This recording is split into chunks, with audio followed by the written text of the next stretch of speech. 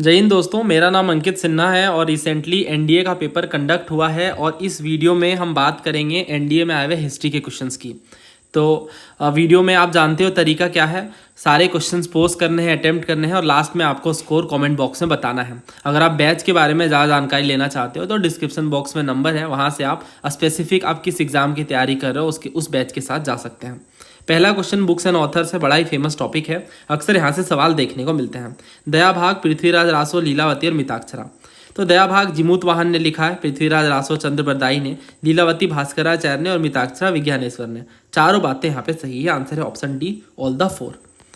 इस तरह का सवाल ऐसा नहीं पहली बार पूछा गया, सिविल सर्विसेज में आप देखो तो यहाँ पे पहले भी क्वेश्चन पूछे गए हैं। जैसे ये क्वेश्चन था जिसमें आपसे पूछा गया था कि जो मिताक्षरा है वो अपर कास्ट के लिए सिविल लॉ है और जो दया भाग है वो लोअर कास्ट के लिए सिविल लॉ है। दूसरा कह रहे हैं मिताक्षरा सिस्टम में सन जो है वो फादर के जीवित रहते ही प्रॉपर्टी में क्लेम कर सकते हैं, जबकि दया भाग में फादर की डेथ होगी तभी कोई सन क्लेम कर सकता है प्रॉपर्टी में। तीसरा कह रहा है मिताक्षरा सिस्टम जो मेल मेंबर है वो जो प्रॉपर्टी होल्ड करेंगे उससे डील करता है, जबकि जो दया भाग है वो मेल फीमेल दोनों मेंबर्स के प्रॉपर्टी के होल्डिंग से डील करता है। तो यहाँ पे क्या बातें सही है, देखिए मिताक्षरा और जो दया भाग है ये दोनों ही बहुत फेमस एंशिएंट सिविल लॉज हैं। और अगर आप पहला देखो यहाँ पे तो पहला साफ तौर से गलत है। क्यों गलत है? क्योंकि ये जो क्लासिफिकेशन की बात कर रहे हैं इस बेस पे क्लासिफिकेशन नहीं देखने को मिलता है। जो मिताक्षरा है ये मोस्ट ऑफ द इंडिया में प्रिवेल्ड है, जबकि जो दया भाग है वो बंगाल और असम वाले रीजन में मेनली देखने को मिलता है। ये जो डिस्टिंक्शन है वो रीजनल डिस्टिंक्शन है, ये जो है वो कास्ट बेस्ड डिस्टिंक्शन नहीं है, रीजनल डिस्टिंक्शन है। कास्ट से लेना देना यहाँ पे नहीं है, दोनों ही स्कूल हिंदूज पे अप्लाई होता है इररिस्पेक्टिव ऑफ कास्ट। तो पहला यहाँ पे गलत है। दूसरा कह रहे हैं मिताक्षरा में सन फादर के जीवित रहते ही क्लेम कर सकता है, ये बात बिल्कुल सही है। यही मेन डिफरेंस है मिताक्षरा और दया भाग में कि सन जो है वो जो बर्थ के साथ ही बेसिकली उन्हें राइट मिल जाता है, right to acquire in ancestral property है ना, वो को पार्टनर बन जाते हैं। ये एक लीगल टर्म है और इसका मतलब वही होता है प्रॉपर्टी में राइट मिलना फ्रॉम बर्थ, है ना, बर्थ से ही वो को पार्टनर बन जाते हैं प्रॉपर्टी के। जबकि दया भाग में क्या होता है, फादर की डेथ होगी तभी सन जो है उन्हें राइट मिलेगा कि वो प्रॉपर्टी को एक्वायर कर सकें। तो ये मेन डिफरेंस है। तीसरा कह रहे हैं मिताक्षरा सिस्टम मेल मेंबर से सिर्फ डील करता है, ये बात गलत है। दोनों ही स्कूल इनहेरिटेंस और सक्सेशन से डील करते हैं। हालांकि दया भाग में विडोज को थोड़े ज़्यादा राइट्स मिले हैं, inheritance rights, then Mitakshara, but इसका मतलब ये नहीं है कि ये मेल और फीमेल का डिस्टिंक्शन है। दोनों ही जो प्रॉपर्टीज़ से रिलेटेड यहाँ पे लॉज हैं वो मेल फीमेल्स के लिए हैं। हालांकि बहुत इंटरनल डिफरेंसेस हैं but major differences as such नहीं है। दया भाग में विडोज को थोड़ी ज़्यादा बेटर इनहेरिटेंस राइट्स के पावर्स मिले हैं, बस यही मेन फ़र्क है। तो ये भी गलत हो जाता है, आंसर बनेगा ऑप्शन बी, टू ओनली। तो ये थोड़ा आप ध्यान रखना, दया भाग जो है 12th सेंचुरी की बुक है जो जीमूत वाहन ने लिखी है और जैसा कि हमने डिस्कस किया दया भाग के बारे में। और इसके अलावा जो पृथ्वीराज रासो है ये पृथ्वीराज चौहान के दरबार में लिखी गई थी चंद्र बरदाई के द्वारा। लीलावती भास्कराचार्य सेकंड की बहुत फेमस बुक है।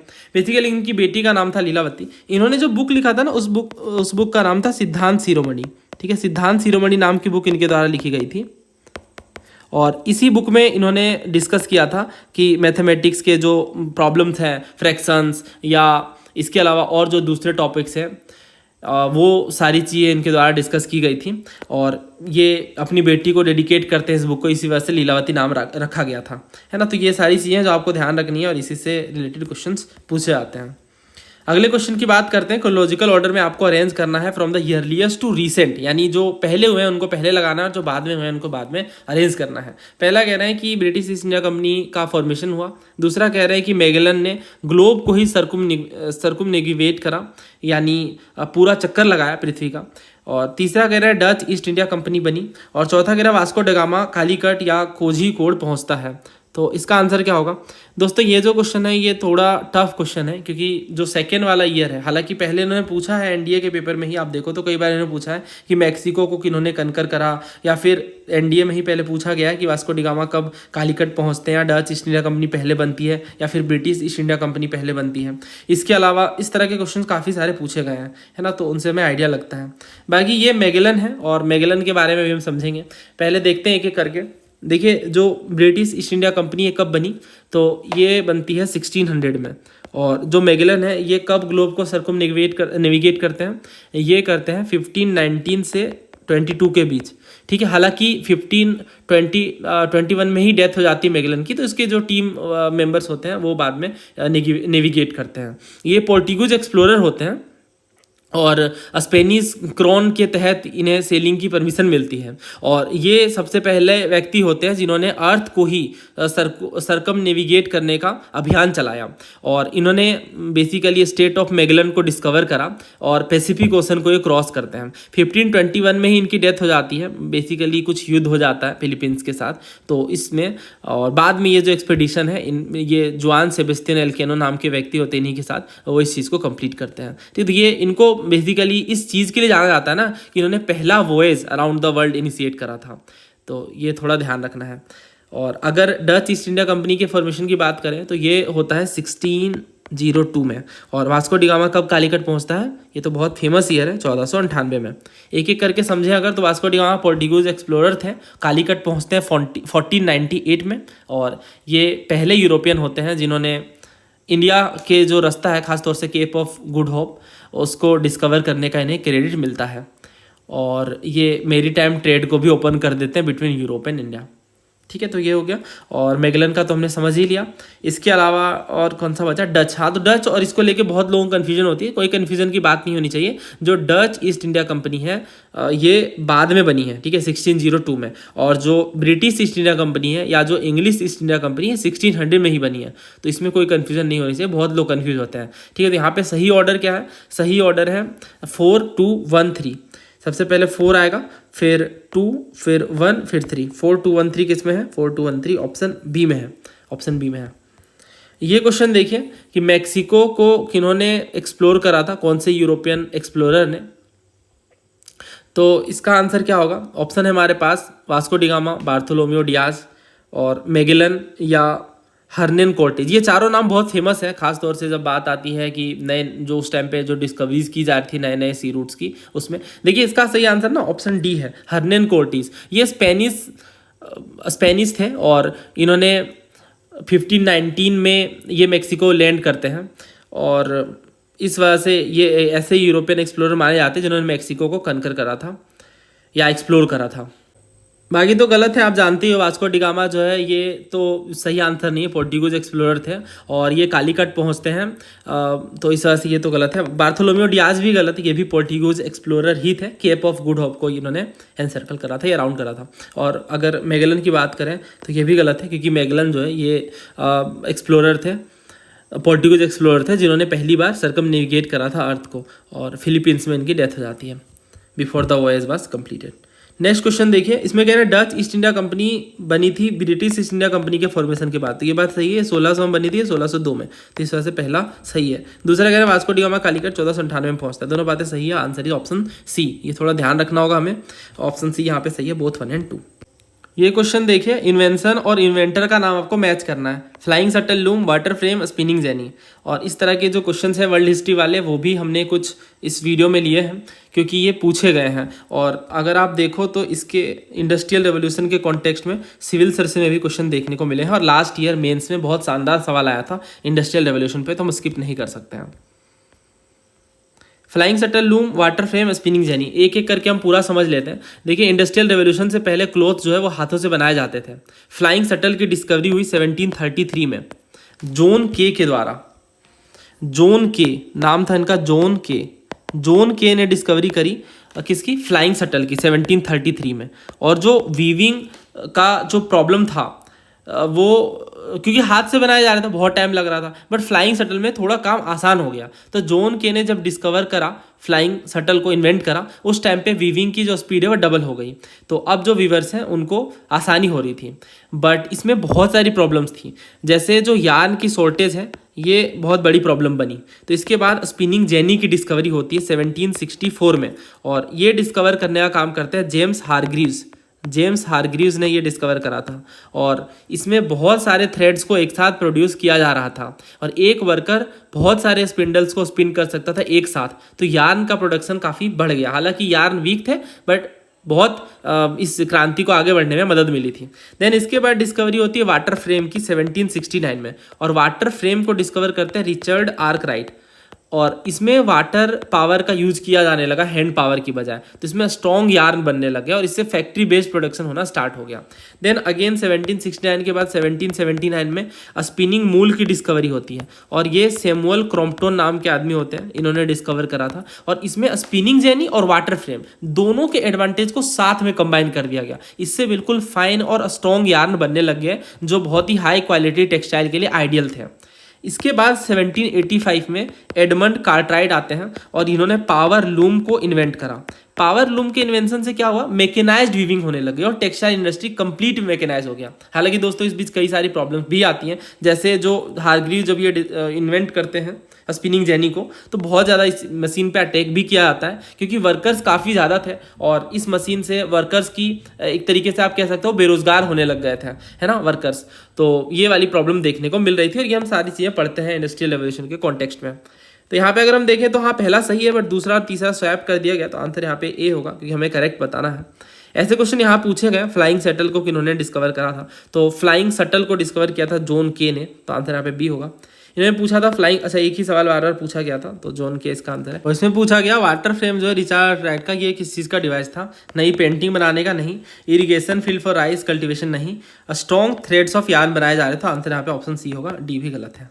ठीक है, ऐसे क्वेश्चन कई सारे पूछे गए। ये क्वेश्चन भी आप देखो इंडस्ट्रियल रेवोल्यूशन की इनोवेशन के कॉन्टेक्स्ट में पूछा गया है एनडीए में ही। Mule was the nick name for a machine invented in 1779 that allowed the spinning of strong and fine yarn. तो मैंने आपको बताया कि 1779 में मूल नाम के एक व्यक्ति होते हैं, बेसिकली एक डिवाइस होता है मूल नाम का, स्पिनिंग मूल, और ये डिस्कवर करते हैं क्रॉम्पटन, है ना। तो आंसर यहाँ पे ऑप्शन पहला सही है। ठीक है, पहला सही है। दूसरा कह रहा वाटर फ्रेम जो है 1769 में आर्कराइट ने इन्वेंट करा था, इससे प्योर कॉटन के क्लोथेस पॉसिबल हो गए वीव करना, तो ये भी यहाँ पे सही है। और इसमें तीसरा कह रहे हैं जो पावर लूम है जो कि इन्वेंट करा था एडमंड कार्टराइट ने, इससे एनी काइंड ऑफ मटेरियल को वीव किया जा सकता था, तो ये यहाँ पे गलत है। ये गलत है क्योंकि पावर लूम जो है ये 1785 में इन्वेंट किया गया था। ठीक है, पावर लूम जो है वो 1785 में इन्वेंट किया गया था, ना कि 1789 में, 1787 में। ठीक है, तो तीसरा यहाँ पे गलत है। और ये सारी चीज़ एनसीईआरटी मेंशन्ड है ऑब्वियसली, है ना, और ये पूछी भी जाते हैं कई बार इंडस्ट्रियल रेवोल्यूशन वाले चैप्टर में, आप ये सारी चीज़ें पढ़ सकते हैं, है ना। जो मूल है वो निक नेम था मशीन का जो इन्वेंट किया गया था 1779 में सैमुअल क्रॉम्पटन के द्वारा, जिससे स्ट्रॉन्ग और फाइन यार्न बनाए जा सकते थे। इसके बाद एक पावर लूम की इन्वेंशन होती है एडमंड कार्टराइट के द्वारा, और इससे बहुत आसानी से जो, क्योंकि इसमें सारी चीज़ें ऐड कर दी गई थी, जो भी पहले मशीन बनाए गए तो वो सब कुछ ऐड करके बेस्ट तरीके से इसे यूटिलाइज किया जा रहा था। तो आंसर यहाँ पे ऑप्शन ए सही है, 1 and 2 ओनली। रोलेट एक्ट के बारे में क्वेश्चन है, 3 स्टेटमेंट है, आपको बताना है करेक्ट कौन सा है, आपको करेक्ट बताना है। और ऑप्शन है 1 only, 3 only, 1 and 2 only, 1, 2 and 3। तो मैं ऑप्शन जो स्टेटमेंट्स हैं उन्हें जूम कर रहा हूँ, आप खुद से पहले ट्राई करिए। पहला कह रहे गांधी जी ने एक नेशन वाइड सत्याग्रह को लॉन्च किया था अगेंस्ट रोलेट एक्ट 1919।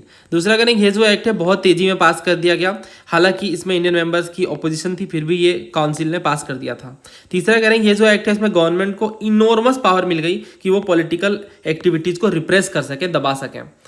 यहाँ पे ये ऑप्शन है हमारे। अगर हम ध्यान से देखें तो क्या गांधी जी ने एक नेशन वाइड सत्याग्रह को लॉन्च किया था against the proposed Rowlatt Act, तो ये बात सही है, ये बात बिल्कुल सही है। रोलेट एक्ट 1919 जो है ये पास किया गया था इंपीरियल लेजिस्लेटिव काउंसिल के द्वारा मार्च 1919 में, डिस्पाइट स्ट्रॉन्ग ओपोजिशन, और ये इंपीरियल लेजिस्लेटिव काउंसिल ने ही पास किया था। और जो दूसरा कह रहे हैं कि रोलेट एक्ट जो है ये इंपीरियल लेजिस्लेटिव काउंसिल ने पास किया अपोजिशन के बाद, ये भी सही है। और गांधी जी ने, हाँ बिल्कुल सही बात है ये भी, कि एक्ट जो है ये फाइनली पास होने से पहले ही गांधी जी ने एक नेशन वाइड सत्याग्रह को लॉन्च किया था against the proposed Rowlatt Act. और ये जो सत्याग्रह सभा है ये 1990 में बनी थी, फेब 1919 में, और इसके में ही ये मांग रखी गई कि एक नेशन वाइड हड़ताल चलाया जाएगा अप्रैल में। इसके बाद तीसरा कह रहे हैं इनॉर्मस पावर मिल गया, ये बात बिल्कुल सही है। रोलेट एक्ट से गवर्नमेंट को बहुत एक्सट्रीम पावर मिल गई कि आप बिना वारंट के डिटेन कर सकते हो और बिना ट्रायल के 2 साल तक डिटेन किया जा सकता है ना, विदाउट अ ज्यूरी। तो ये चीज़ें देखने को मिल रही थी। इनफैक्ट प्रेस, पब्लिक मीटिंग, इनको भी रेस्ट्रिक्ट कर दिया गया था। बहुत सारे केसेस में तो अपील की भी अनुमति नहीं थी, इसी वजह से इसे कहते हैं नो अपील, नो दलील, नो वकील। तो इस वजह से ये नाम पड़ा। तो आंसर यहाँ पे क्या होगा, आंसर यहाँ पे डी होगा 1, 2 एंड 3। तो ये आपको ध्यान होना चाहिए, इंपॉर्टेंट क्वेश्चन है और ऐसी चीज़ें हमें बहुत अच्छे से पता होनी चाहिए। बहुत ही हार्श प्रोविजंस थे, इस वजह से इसे काला कानून कहते हैं। ठीक है, काला कानून के नाम से जाना जाता है ये क्वेश्चन CAPF 2024 में पूछा गया था रॉलेट एक्ट के बारे में। पहला कह रहे इंपीरियल लेजिस्लेटिव काउंसिल ने पास करा था। खिलाफत कमेटी इस एक्ट के विरोध में बनाई गई थी। तीसरा कह रहा है गांधी जी जब अरेस्ट थे तो उस टाइम पे लोकल लीडर्स को प्रोटेस्ट करने की आज़ादी थी। नॉट करेक्ट आपको बताना है। तो यहाँ पे सही आंसर क्या होगा, देखिए जो पहला कह रहे हैं ना इंपीरियल लेजिस्लेटिव काउंसिल ने पास करा था, ये बात तो सच है और हमें अगर सही बताना है तो अच्छा 1, 2, 3, 4 ऐसे करके ऑप्शन दे रखे हैं, तो ये तो सही है। दूसरा कह रहे हैं खिलाफत कमेटी इसको अपोज करने के लिए बनी थी, ये बात तो गलत है। खिलाफत कमेटी बनी थी ताकि ऑटोमन कैलिफेट यानी खिलाफत के पावर्स को प्रोटेक्ट किया जा सके after the first world war, है ना। 1919 में बनती खिलाफत कमेटी। तो ये रॉलेट एक्ट के ऑपोजिशन में नहीं बनी थी। ठीक है, रॉलेट एक्ट के ऑपोजिशन में गांधी जी का सत्याग्रह सभा था, ना कि खिलाफत कमेटी। तो सेकंड यहाँ पे हो जाता है गलत, है ना। तीसरा कह रहे हैं गांधी जी को अरेस्ट किया गया था, लोकल लीडर प्रोटेस्ट को कंटिन्यू कर रहे थे, ये बात भी गलत है। गांधी जी को अरेस्ट कर लिया गया था नियर पलवाल, जब वो पंजाब की तरफ प्रोसीड कर रहे थे। अमृतसर में जो लोकल लीडर्स थे, डॉक्टर सैफुद्दीन किचलू जी, डॉक्टर सत्यपाल जी, इनको भी अरेस्ट कर लिया गया था और डिपोर्ट कर दिया गया था, जिससे मैसिव वाइड स्प्रेड प्रोटेस्ट देखने को मिल रहे थे, which finally led to the Jallianwala Bagh massacre. ठीक है, तो इस वजह से ये तीसरा भी यहाँ पे गलत है। तो यहाँ पे 2 गलत हैं, तो आंसर यहाँ पे बी होगा 2। दूसरा और तीसरा गलत है। रॉलेट एक्ट 1919 में आता है, फिर सत्याग्रह सभा बनता है, फिर हड़ताल होता है 6 अप्रैल को, फिर गांधी जी, डॉक्टर किचलू, डॉक्टर सत्यपाल इनको अरेस्ट कर लिया आता है और उसके बाद फिर जालियांवाला बाग 13 अप्रैल 1919 को मैसेकर होता है ये। नेक्स्ट क्वेश्चन देखिए, इंडस्ट्रियल रेवोल्यूशन पे ये क्वेश्चन पूछा गया है और आपको बताना है यहाँ में से कौन सा करेक्ट है। पहला कह रहे हैं कि बैंक्स अवेलेबल थे जो लोन दे सकते थे मनी को, ताकि इंडस्ट्री सेटअप किया सके। एक गुड ट्रांसपोर्ट नेटवर्क था। तो क्या करेक्ट होगा यहाँ पे, देखिए दोनों बातें यहाँ पे सही है, NCERT में ये चीज़ मेंशन है। ठीक है, दोनों बातों का जिक्र है इंडस्ट्रियल रेवोल्यूशन के कॉन्टेक्स्ट में। जैसे इस क्वेश्चन के कॉन्टेक्स्ट में भी इन्होंने पूछा था कि इंडस्ट्रियल रेवोल्यूशन का क्या इम्पैक्ट आया, है ना। और ये first half of 19th century की बात करें इंडिया के कॉन्टेक्स्ट में, सिविल सर्विस 2020 में पूछा गया था। इंडियन हैंडीक्राफ्ट में बात हो गए, मशीन्स इंट्रोड्यूस हो गए इंडियन टेक्सटाइल इंडस्ट्री में बहुत लार्ज नंबर में। उसके बाद कह रहे हैं कि जो रेलवे लाइन है ये बहुत सारे कंट्रीज़ में बिछाए गए, मतलब कंट्री के बहुत सारे पार्ट में बिछाए गए। चौथा कह रहे हैं हैवी ड्यूटीज़ लगा दिए गए इंपोर्ट्स में। इसका आंसर ए सही है, ए सही है बिल्कुल। क्यों? क्योंकि जो इंडियन हैंडीक्राफ्ट इंडस्ट्री है ये पूरे तरीके से बर्बाद हो गया। इसका रीज़न भी है, तो रीज़न ये है कि जब इंडस्ट्रियल रेवोल्यूशन आया 18-19 सेंचुरी में ब्रिटेन में, तो इसमें चीप मशीन्स मेड टेक्सटाइल्स का प्रोडक्शन हो गया, मशीन मेड टेक्सटाइल्स का। ईस्ट इंडिया कंपनी को पॉलिटिकल कंट्रोल मिल गया, तो ये जो गुड्स हैं ये इंडियन मार्केट में फ्लडेड हो गए और इंडियन हैंडलूम वीवर्स और आर्टिसंस इस cheap British factory made cloth को कम्पीट नहीं कर पाए, तो इंडियन हैंडीक्राफ्ट र्यून हो गया और इसे डी इंडस्ट्रियलाइजेशन ऑफ इंडिया के प्रोसेस के रूप में देखा गया। और पहला यहाँ पे सही है। बाकी कह रहे हैं मशीन को इंट्रोड्यूस किया गया लार्ज नंबर में, ये बात एक्चुअली गलत है। इंडस्ट्रियलाइजेशन ब्रिटेन में हुआ, है ना। तो जो मॉडर्न टेक्सटाइल मिल्स हैं वो इंडिया में बाद में स्टार्ट हुए 1854 के बाद। बॉम्बे में पहली बार ये स्पिनिंग और वीविंग कंपनी स्टार्ट हुई थी। देन इसके बाद रेलवे लाइन नहीं, ये वाली बात तो 1853 में देखने को मिल रही है और ये इससे डायरेक्टली नहीं जुड़ा हुआ है। हैवी ड्यूटीज़ वाली बात भी यहाँ पे गलत है। NDA 2025 में पूछा गया कौन मेन इंडस्ट्री या इंडस्ट्री थी जो डेवलप हुई सेकेंड इंडस्ट्रियल रेवोल्यूशन में, जो 1850 के बाद होता है। तो ये भी अपनी NCERT है क्लास 11 और हिस्ट्री की। इसमें आप देखो इंडस्ट्रियल रेवोल्यूशन का चैप्टर यहीं पे इन्होंने बताया। जो सेकेंड वन है अबाउट 1850, उसमें न्यू एरियाज जैसे केमिकल और इलेक्ट्रिकल इंडस्ट्रीज पे ही फोकस किया गया, इसको एक्सपेंड किया गया। और इस पीरियड में Britain fell behind and lost its position as the world leading industrial power as it was overtaken by Germany and USA। समझ गए ना, यानी बाद में जब सेकेंड इंडस्ट्रियल रेवोल्यूशन हुआ ना 1850s के बाद, उस टाइम पे केमिकल इलेक्ट्रिकल इन इंडस्ट्री पे ज़्यादा जोर दिया गया और इस चीज़ में ब्रिटेन पीछे हो जाता है क्योंकि अमेरिका और जर्मनी जो है वो टेक ओवर कर लेते हैं। तो इसका आंसर क्या है? Option C, chemical and electrical. फिर और भी सवाल है, आप देखो कौन कौन से फैक्टर थे इंडस्ट्रियल रेवोल्यूशन इंग्लैंड में हुआ। हाँ, कोल आयरन डिपॉजिट की डिस्कवरी हुई थी, स्टीम पावर जो है वो भी डिस्कवर हुआ, रेलवेज का इंट्रोडक्शन हुआ था, रेगुलर सप्लाई मिल रहा था रॉ मटेरियल का। सारी बातें यहाँ पे सही है, आंसर हम डी के साथ जाएंगे। चारों ही फैक्टर्स कॉन्ट्रीब्यूट करते हैं इंडस्ट्रियल रेवोल्यूशन को। कोल और आयरन डिपॉजिट्स की जब डिस्कवरी हो जाती है, क्योंकि जो कोल है ना वो मेन सोर्स है एनर्जी का फॉर स्टीम इंजन्स, तो इस वजह से ये बहुत काम में आता है। देन स्टीम पावर की डिस्कवरी, हाँ ये भी सही है, जब जेम्स वॉट और बहुत सारे साइंटिस्ट इस फील्ड में काम करते हैं तो इससे टेक्सटाइल मिल्स को काफ़ी पावर मिलती है।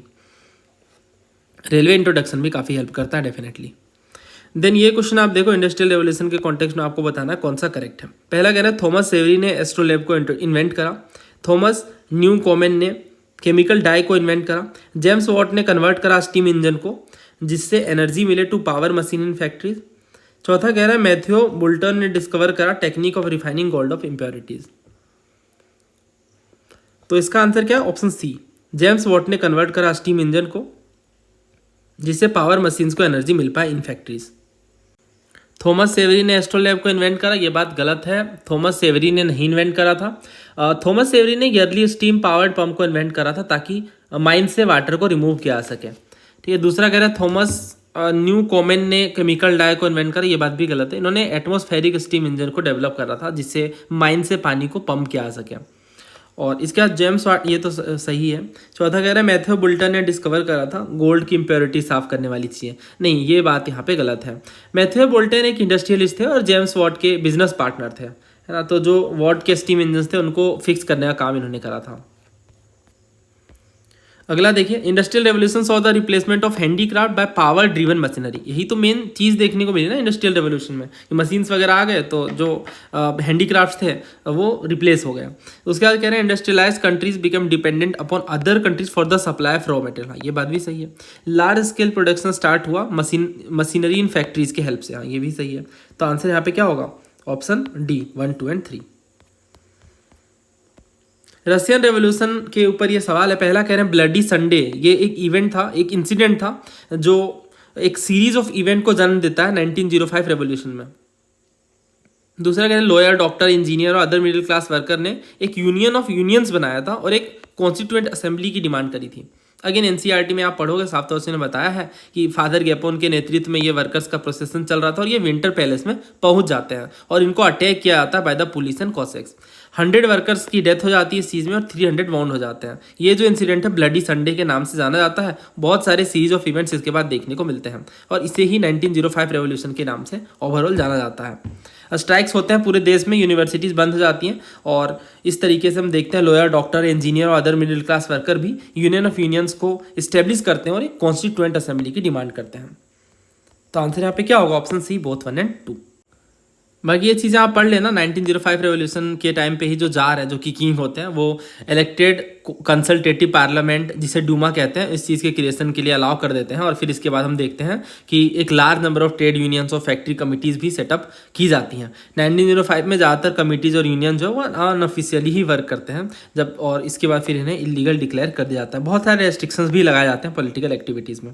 जार जो फर्स्ट ड्यूमा को डिसमिस कर देते हैं 75 दिन के अंदर ही, और सेकेंड ड्यूमा को विदिन 3 मंथ रीएलेक्ट कर दिया जाता है ना। बेसिकली वो नहीं चाहता ना कि मेरी पावर कंप्लीट खत्म हो या कोई क्वेश्चन करे मेरी अथॉरिटी को। तो ये सारी चीज़ हम पढ़ते हैं रशियन रेवोल्यूशन के कॉन्टेक्स्ट में। देन इसके बाद आप ये क्वेश्चन देखो, among the following advocated the construction of initial railway in India for facilitating army movement. तो इसका आंसर डलहौजी है ना। डलहौजी ने ही रेलवे के जो इनिशियल कंस्ट्रक्शन हुए थे उस चीज़ की बात करी थी। तो इसका आंसर ऑप्शन ए है और ये बड़ा ही आसान सवाल है, कई बार पीवाईक्यू में पूछा गया। ये थोड़े दो अजीब से सवाल देखने को मिले, एक ये क्वेश्चन है और दूसरा, ये तो खैर एनसीईआरटी में है डायरेक्टली, ये वाला थोड़ा अजीब क्वेश्चन है। The large well supplying water to the great bath of Mohenjodaro was located. तो एक एक करके देखते हैं। देखिए सबसे पहले 6th क्लास की एनसीईआरटी देख लेते हैं। In some cities, special buildings were constructed on the citadel. For example, in Mohenjo-daro, very special tank, which archaeologists call the Great Bath, was built in this area. तो तो इस area में, कौन से एरिया में, सिटाडेल बारे area में great bath देखने को मिलता है। और इनमें हम देखते हैं ब्रिक से लाइनिंग इनकी की गई है और प्लास्टर वगैरह की कोटिंग की गई है और water tight with a layer of natural tar का यूज करके वाटर टाइट बनाया गया है ना। और इसके हम देखते हैं कि एक सीढ़ियाँ हैं, कुछ सीढ़ियाँ बनी हुई हैं, there were steps leading down to it from two side, दोनों तरफ से, और इस तरह से ये बना हुआ है, दोनों तरफ से सीढ़ियाँ हैं। There were room on all side, चारों साइड में रूम्स देखने को मिलते हैं। Water was probably brought in from a well, तो कुएं से शायद पानी लाया जाता होगा इनमें, and drain out after use के बाद ड्रेन आउट कर दिया जाता होगा। Perhaps important people took a dip in this tank on special occasion. Great bath का नाम इस वजह से पड़ता है कि कुछ इंपॉर्टेंट ओकेजन होते होंगे तो उस टाइम पे इसमें बाथिंग की जाती होगी। तो इसी ये वाली बात जो है वो हम देखते हैं। इसके अलावा 6th क्लास की एनसीईआरटी के अलावा 12th क्लास की हिस्ट्री, इसमें भी मेंशन है कि ग्रेट बाथ एक लार्ज रेक्टेंगुलर टैंक था कोर्टयार्ड में और चारों साइड से कॉरिडोर से घिरा हुआ था, है ना। यहाँ पे हम देखते हैं दोनों तरफ से सीढ़ियाँ हैं, नॉर्थ एंड साउथ, और इससे हम टैंक की तरफ पहुंच पाते हैं। और ये वाटर टाइट था, ये सारी बातें जो देखने को मिलती हैं, ठीक है। और इसी में आप देखो तो water from the tank flowed into a huge drain, और इसी के साथ ये सारी चीज़ें एसोसिएटेड है। देन इसके बाद ये उपिंदर मैम की बुक है, इसमें भी इन्होंने बहुत डिटेल में बताया है। और यहाँ हम देखते हैं साफ तौर से इन्होंने बताया वाटर टाइट वगैरह फाइनली फिटेड ब्रिक्स थी और जिप्सम मोर्टार का यूज़ किया गया ताकि पानी कहीं से भी लीक ना करे। और ये जो क्वेश्चन पूछा गया है इसमें आप देखो तो नॉर्थ में कह रहे हैं ग्रेट बाथ है ना, और जो ग्रेट बाथ है इसमें इंजीनियरिंग स्किल्स वगैरह देखने को मिलते हैं। और इसी में ही इन्होंने बताया है कि जो फ्लोर स्लोप्स है toward the south west corner where a small outlet leads to a large core belt brick drain which would have taken the water out of the edge of the mount. और जो BRICS के remain है वो eastern northern southern side में देखने को मिले हैं। और अगर हम इस तरह से देखें तो इन्होंने हमें क्या क्या ऑप्शंस दिए हैं। पहला कह रहे हैं कि ये ड्रेन ऑफ द टैंक के पास था, ये तो गलत है। स्टेयर केस के टॉप में था, ये भी गलत है। In one of the adjoining rooms on the eastern side, ये सही है। एडजॉइनिंग रूम्स के ईस्टर्न साइड में ये देखने को मिल रहा था। At the bottom of the tank in a corner, ये भी गलत। आप इसे ऐसे सोचो, अगर ग्रेट बाथ में जो लार्ज वेल है जो ग्रेट बाथ को पानी सप्लाई कर रहा है वो कहाँ पे होगा, टैंक के ड्रेन के पास तो नहीं हो सकता, अदरवाइज फिर वाटर कैसे लाया जाएगा। स्टेयर केस के टॉप में भी नहीं हो सकता, है ना। स्टेयर केस के टॉप पे होगा तो मतलब कैसे हो सकता है, पॉसिबल ही नहीं है। तो इस तरह से आंसर यहाँ पे सी है। और वैसे ये लाइन्स जो है वो उपिंदर मैम की बुक से लिए गए, एनसीईआरटी वगैरह में है मेंशन, बट डायरेक्टली ये नहीं बताया है कि ये कैसे जुड़ा हुआ था, है ना। तो थोड़ा सा लिंक लगा करके या लॉजिक के साथ हम जा सकते हैं। अगर आप जैन पिलग्रिमेज साइट्स को विजिट करना चाहते हो जो कि फेमस है, तो आपको कौन कौन से टाउन ट्रैवल करने पड़ेंगे। मूडबिद्री, मदुरई, सोनागिरी, और ये हमारे ऑप्शंस हैं। ये जो इमेज है ये 1000 पिलर्स टेम्पल के नाम से जाना जाता है और ये मूडबिद्री कर्नाटक में है। और जो मूडबिद्री है ये जैन काशी के नाम से फेमस है, जैन काशी के नाम से। ये one of the most important Jain pilgrimage centres हैं। 1000 पिलर टेम्पल अपने आप में काफ़ी फेमस है, सवीरा कंबड़ बछाड़ी के नाम से, है ना। तो यहाँ पे पहला जो है बिल्कुल सही है। जो दूसरा कह रहे हैं मदुरई, दोस्तों मदुरई मीनाक्षी टेम्पल के लिए बहुत फेमस है और हिंदू पिलग्रिमेज साइट है मेजर। हालांकि बहुत सारे हिस्टोरिकली अगर हम देखें तो जैन मंक्स रहे हैं, है ना। और सामनार हिल्स के पास भी बहुत सारे जैन बेड देखने को मिलते हैं, बट मदुरई खुद में एक famous Jain pilgrimage centre town के रूप में नहीं देखा जाएगा, तो सेकंड गलत होगा। सोनागिरी सही है, सोनागिरी मध्य प्रदेश में है और ये one of the most sacred Digambar Jain pilgrimage centres है। 100 से ज़्यादा यहाँ पे जैन टेम्पल्स देखने को मिलते हैं ऑन अ हिल। आप अगर इमेज ध्यान से देखो तो ये आपको समझ भी आ रहे होंगे, ठीक है। तो इस वजह से यहाँ पे जो सही आंसर है पहला और तीसरा होना चाहिए। ऑप्शन कौन सा है सही, ऑप्शन ए नहीं बी, 1 और 3। नेक्स्ट क्वेश्चन देखिए, अगेन हड़प्पन टाउन्स के ऊपर ये क्वेश्चन है और ये भी हमने डिस्कस किया है। पहला कह रहे जो मटेरियल है बीड्स बनाने के लिए वो कार्नेलियन, क्वार्ट्ज, स्टेटाइट यूज किए गए। बीड जो है cylindrical, barrel shape, disc shape में थे। स्पेशलाइज स्टोन ड्रिल्स का यूज किया गया ताकि होल किया आ सके बिट्स में। तो ये सारी चीज़ें हमने डिस्कस करी हैं एनसीईआरटी में और ये सब कुछ हमने पहले भी कई बार डिस्कस किया है क्योंकि एग्जाम में पूछा गया है। तो मैं स्पेसिफिकली वो वाला पार्ट आपको दिखा देता हूँ। ये लाइन बाय लाइन इंपॉर्टेंट है, ये जो चैप्टर है अपने आप में। ये यहाँ पे आप पढ़ सकते हो। वैरायटी ऑफ मटेरियल यूज़ किए गए, स्टोन जैसे कार्नेलियन, जेस्पर, क्रिस्टल, क्वार्ट्ज वगैरह भी यूज़ किया गया। और ये सारी बातें यहाँ पे बताई गई हैं कि जो शेप्स है वो बहुत अलग अलग तरह के थे। कुछ जो बीड्स हैं वो सिलेंड्रिकल थे, स्पेरिकल थे, बैरल शेप्ड भी थे, सेगमेंटेड भी थे, है ना। ये सारी बातें यहाँ पे देखने को मिल रही हैं। देन टेक्निक्स भी बहुत अलग अलग तरीके के यूज़ किए जा रहे थे। जैसे कुछ जो बीड्स है वो पेस्ट का यूज़ करके, एस्टेटाइट पाउडर का यूज़ करके बनाया जा रहा था, जबकि कुछ और भी तरीके थे यहाँ पे। जैसे यहाँ पे कुछ ड्रिल्स वगैरह का भी यूज किया जा रहा था जो चनहुदड़ो वगैरह में देखने को मिला है। तो आंसर यहाँ पे ऑप्शन डी है 1, 2 एंड 3। तो ये सारे क्वेश्चंस हमने डिस्कस किए। उम्मीद है आपको इन क्वेश्चंस में क्लैरिटी मिली होगी। आप अपना स्कोर कमेंट बॉक्स में ज़रूर बताएं। आप नेक्स्ट किस टॉपिक पे वीडियो चाहते हैं यह भी आप कमेंट करके बता सकते हैं। और जल्द ही मिलेंगे नए वीडियो में। जय हिंद।